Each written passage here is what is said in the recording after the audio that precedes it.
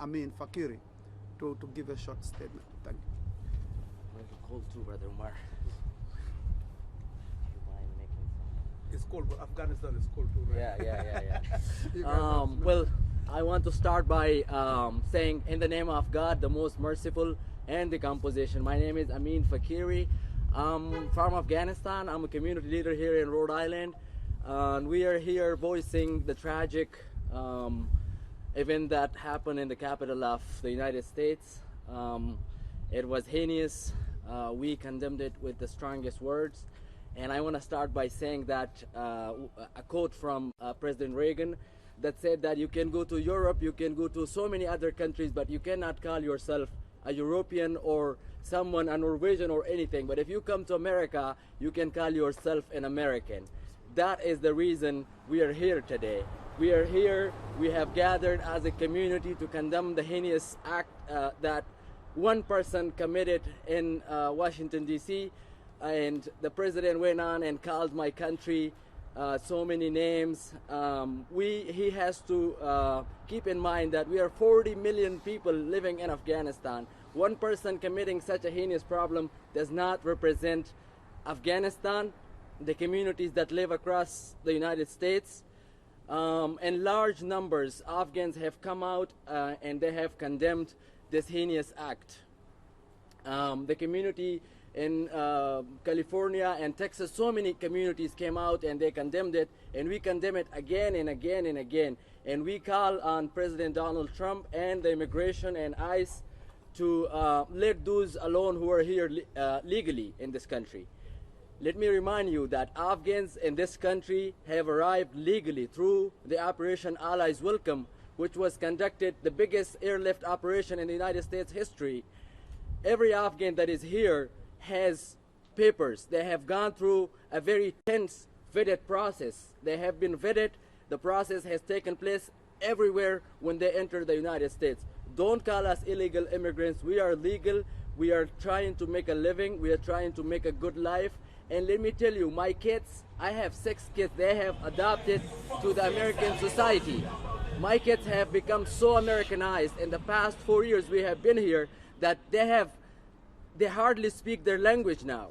They have become Americans and they have dreams. So many other families and their children, they have dreams. They're trying to grow their families in this country.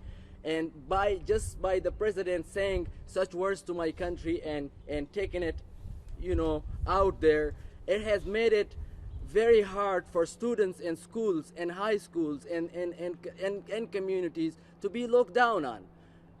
We came here through the Operation Allies Welcome. We want to be welcomed in every community where we go, where we work, in our job areas, where we work. Please do not look down on us. We're great people. We are trying to make a good living in this country, and we are assisting with the economy. We're paying our taxes, and people are trying to, like Brother Umar said, 2 and 3 jobs to pay for their families. So thank you. I would like to, from here, to thank the governor of Rhode Island, Governor Mackey, and all the leadership of Rhode Island to welcome the Afghans. We have been very warmly welcomed to Rhode Island, and we love being here, and we call America our home. We love America. We love the people of America, and we love this land. This is our second home. We want to live here by peace, not by one person committing a crime and then the whole nation is in trouble with him. All immigrants that come here to the United States, they seek a life. They look to the United States as a savior. People from the third world countries, they come here and they seek a life. They want to seek a life. Go ahead and conduct a survey and find out how many immigrants from the third countries that have come here have committed severe problems other than the cartels that are out there and doing it every single day and not, they're not being targeted. Their civilians and vulnerable people are being targeted by ICE every single day. And we want to tell you that we are legally here and we are trying to make a living. And again, all my community members are around me here. We condemn the heinous act that was committed by one person. And as you all know, the person worked for the U.S. government for so long, and he had been neglected for a little while. But we condemn it. Everybody should see their punishment for what they commit. One person does not represent a whole community, and the person that acted in Washington D.C. does not represent Afghanistan and the Afghan community. We are peaceful and we want peace. Thank you very much. Yeah, thank you so much. I mean, we have a statement, you can pass, a statement from one of our board members, Andrew Kantra, who is a lawyer, and we'll share it around. It's a short statement that probably people can share. But we'll open it up for questions if anybody has a question for the three of us. Yes. Yeah. Yeah. A question for you. Sure.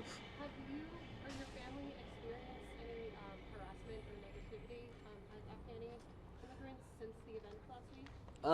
No. Fortunately, the Afghan community have not had any troubles, but we are concerned for our other people that are, taken by ICE from other countries. Those people are here to make a life and make a living. Can you talk a little bit about, we live in a day and age where social media and the widespread information can be acquired very quickly. Can you talk about a little bit about how you're looking at this situation and maybe how quickly things can be amplified in a specific way, as in one word of saying is hate towards your community or hate towards something that you are connected to with being in the community, but not directly connected to the motives behind what this man did down in D.C.? Yeah, absolutely not, because they have to find that out for themselves. We are here. I'm here as a father to take care of my 6 children. I have kids. Everybody like me, they have families, and we absolutely do not have anything whatsoever. We condemn it. We have condemned it in large scale. Yes. And I just wanted to ask, we are here to condemn this in the strongest of terms. But we also want to be clear that we are not responsible for his actions, so we are not defending it or explaining his motives or whatever he did. We condemn it like any other American. We are not different from any American. So that's basically what we wanted to make sure it's clear. So we are not holding brief for him or explaining anything for him. Let him take responsibility and let the government do its job. Can you tell me a little bit about the conversation within your community since this event's happening? You can see you're all here. What's the conversation been like with you? Ever been providing any resources for anyone that may be dealing with the aftermath? Yeah, absolutely. So we are speaking with community members, not only Afghans but everybody, and then the idea is to give people enough information to know what happened, what is going on, so that they are aware. 1 and 2, to speak with people more. Actually, I applied for a grant from Homeland Security about a year ago. They rejected it, but this is one of the things that I wanted to deal with. Work with community leaders, faith leaders, especially people who just arrived in this country, to educate them about like peace building, faith, interfaith interaction. They rejected the grant. And that is what we could help with. That's what we could do. Because it is not like I'm framing that something could potentially happen, but we know adjusting to a new system needs all hands on deck to help people to succeed in this country. And just remember the fact that somebody did something does not mean that is the only thing happening, because how many crimes are happening in this country every day? But we know if one refugee or immigrant does something, that could all come back to us. So we are always anticipating and fearful and doing extra effort to be more peaceful. Do any study, as he stated, you will find that immigrants or refugees are the most peaceful communities in this country, are most hardworking, contribute larger to the economy.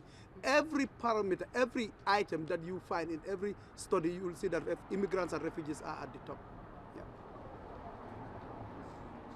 Can you tell us a little bit more broadly about where your operations are currently and how you've been impacted over the past year? For example, are you still processing any refugees, or is that completely put on pause? Where are your focuses right now? Yeah, a lot of talks. Maybe Teddy can comment, but a combination of many things. Since January, when Trump came, his first action, or maybe I'm wrong, but one of his first actions was to shut down immigration or refugee resettlement. I think that was one of the first.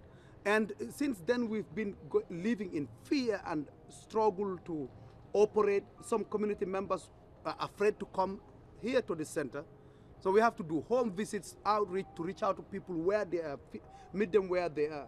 And as Amin indicated, he has 6 children. We have some families that are large families. Imagine you cannot move around If you are to get any service, you have to be met at home.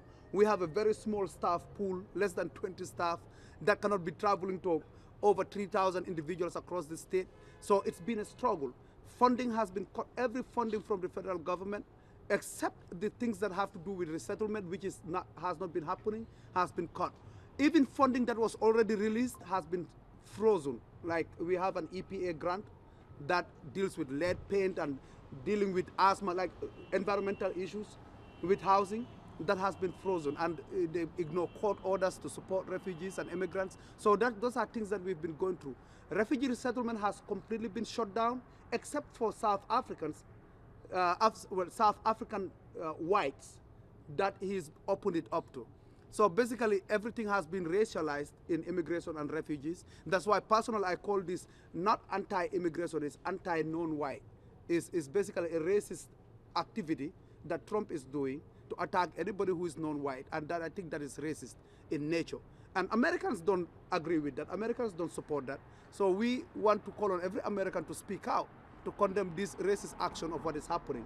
So we will work with everybody. Actually, we have about 3 individuals that we think will come very soon in the near future from South Africa. So we work with everybody. We are not like Trump to discriminate based on race. Anybody who comes, will work with them as long as you come through the refugee process. But apart from those 3 individuals, no family has come since January. We are working with people who are already here, which will continue to do the best of our ability. Yeah. Well, I just wanted to add, we thank Rhode Islanders because we succeed with the cut in funding. We succeed through donations and volunteers and the service by volunteers and interns. The community has been amazing, standing with us and supporting what we do. Thank you. Maybe that, yeah. And even during the SNAP shutdown, which is a few weeks ago, we had a Rhode Islander, a family who donated $50,000 just for us to be able to buy food and groceries. So this is what Rhode Island is, and this is what Rhode Island has been to refugees and immigrants. I know, of course, out there with the federal government, there's so much hate, so much racism coming from the White House, but Rhode Island is very unique. We are very welcome and we feel home, and this is, as Amin was saying, this is our home. And this is where we call home. So I just want to ask every Rhode Islander, speak up. Don't be on the left side of the history books, because one day this will go down into our history books very soon. Thank you.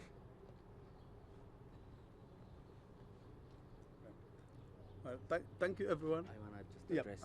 I just want to address the people of Rhode Island. I want to thank, on behalf of every single refugee that lives here in Rhode Island, I want to thank every single member of the Rhode Island community, Rhode Islanders.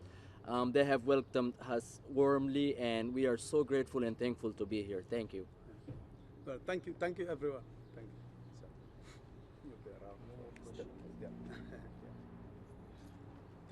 you. Any other question?